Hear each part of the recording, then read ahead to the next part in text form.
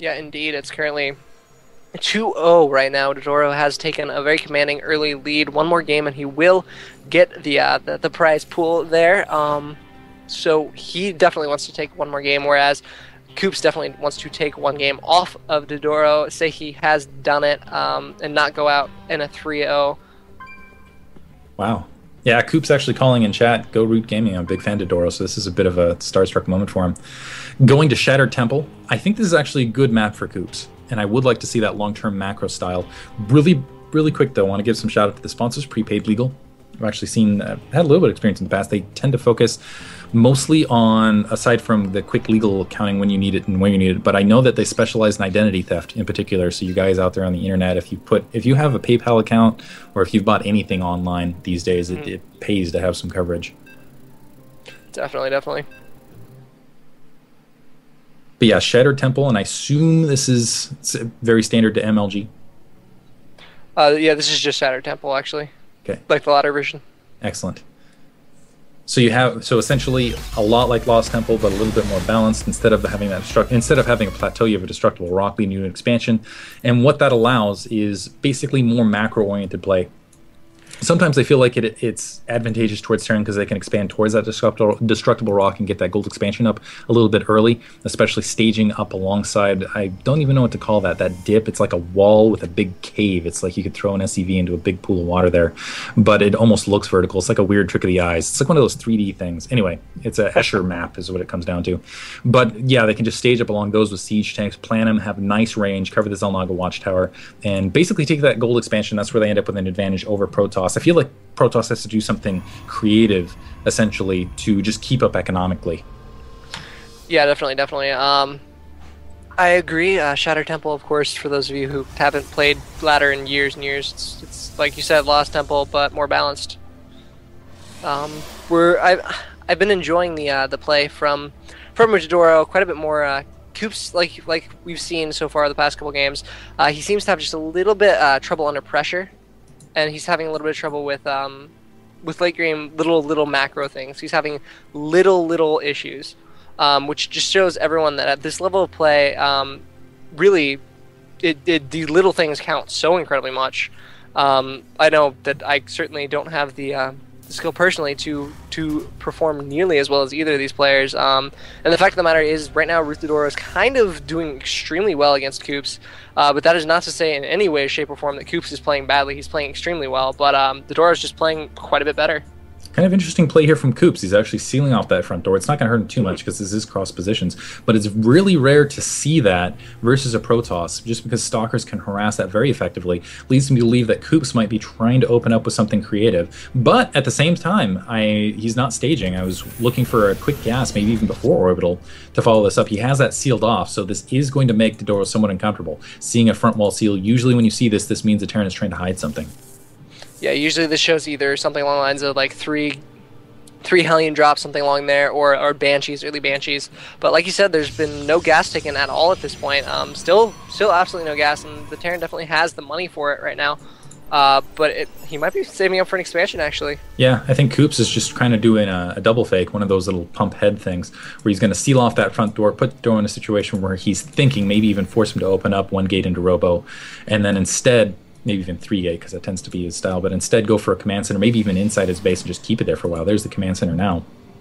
And yeah, we're seeing, the thing now, though, is having enough defense and having the range to deal with those Stalkers that could press that front, can pick up that supply depot if they do have that high-range spotting.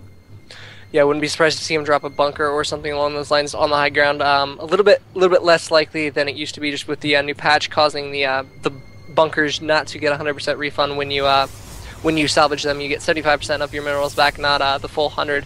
So that kind of has made a lot of Terrans sort of just think about it a little bit more before they put a bunker down. A lot of them still do, because that's still a really good revamp on your money. But a lot of Terrans are not using bunkers as much, which I think is actually quite a bit of a mistake, because bunkers are still worth the money, in my opinion, for sure. Wow. RootDdoRo not missing a beat, though. He's immediately going to go one gate into expansion as well. Engaging 4 Marines on the front with that Stalker is just going to try to micro pick off what he can, losing all of his shield, though, and taking some base damage as well. Still doing just a little bit of middling damage, not losing the Stalker, but still gives him something to think about and plan. And this is a little bit rare. Again, almost every single game I've seen from DdoRo, he tends to go 3-gate, but here on cross positions on Shattered Temple, realizing kind of the situation of this map where you have to do something creative to stay ahead, he's going to go Nexus, then 3-gate to follow it up, which makes a lot of sense actually with the cross map positions like this. Just going to let that Stalker sit in camp and try to scout that natural expansion in the meantime.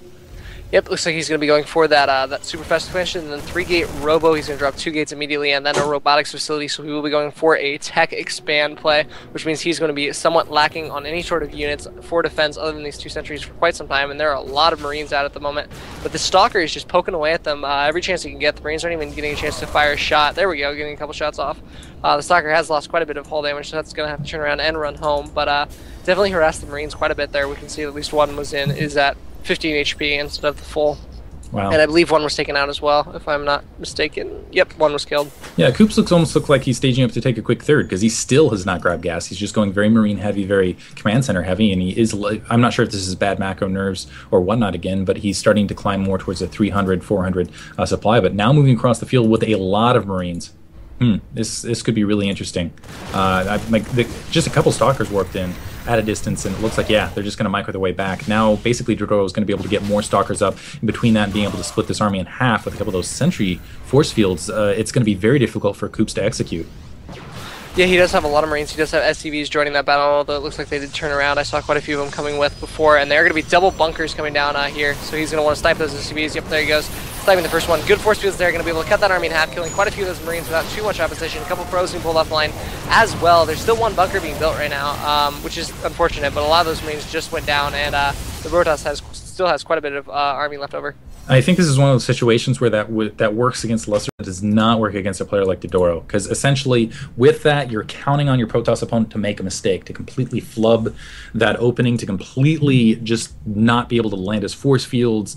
Unfortunately, this is DdoRo. He's well practiced, he's well played, and as a result was able to halt that. The one thing that's an advantage for Coops is that doesn't put him out of this game. It's not the best situation for him, but the game isn't over yet. He can still take an additional expansion, you can still shell up, maybe get some additional bunkers down, getting to defend, but he needs to start pushing tech quickly, because the robotics bay is already in production. Looks like he does have additional gas, and eventually he's going to have, basically he's going to be down the Colossus account. Looks like a little bit more Stalker action middle, the Marines trying to charge down and eating some heavy casualties. I can just see the commander and the Terran army, keep charging, we're eating lasers to the face, keep charging.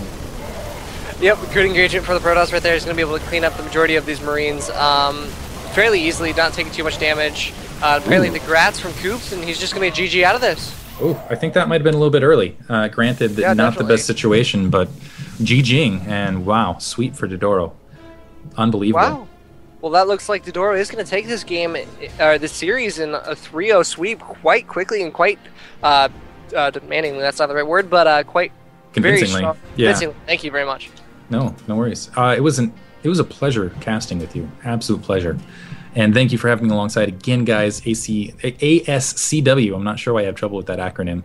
Unofficial well-played tournament. I assume, go into third place, fourth place match at the moment. I am actually off to go host a GSL Finals party. If you're in the Southern California area, go to Joe's Pizza, actually on Claremont Mesa Boulevard, if you're within half an hour of San Diego. We're welcoming everybody. That is where I am headed. Check out the GSL Finals, of course. Again, thanks to Prepaid Legal for hosting. Special thanks to who am I missing? Tumbo, of course. And thanks for all of you viewers. You guys are awesome. Yeah, and thank you very much, sir. Yeah, it was fantastic being alongside. Indeed.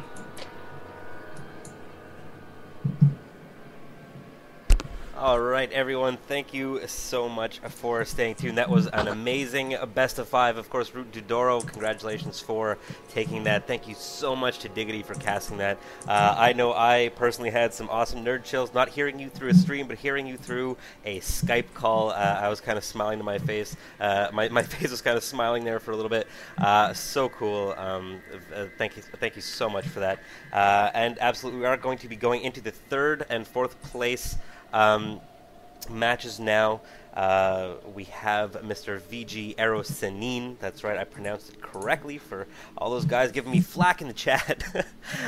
Thank you so much. Of course, Sleepercells, great job there. I know you must have had a blast casting with our good friend Diggity there. And I hope he has an awesome time at the GSL viewing party. That should be amazing. I'm so looking forward to the GSL tonight.